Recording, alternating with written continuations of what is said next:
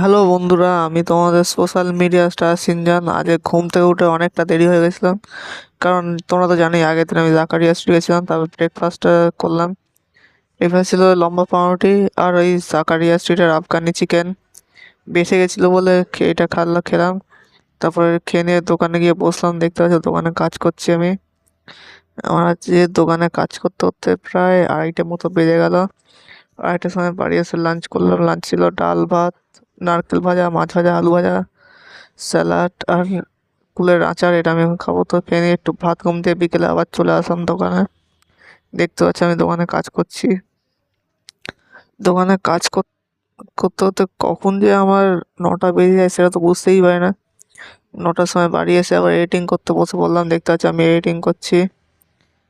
Editing করতে করতে খিদে পেয়ে গেল।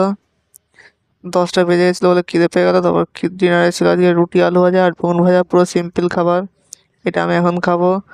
তো গাইস, আমি এখন ডিনার করতে থাকি। তোমরা আরো মিনি ব্লগের জন্য সোশ্যাল মিডিয়া শেয়ারকে লাইক, শেয়ার, ফলো আর সাবস্ক্রাইব করতে ভুলো না। বাই।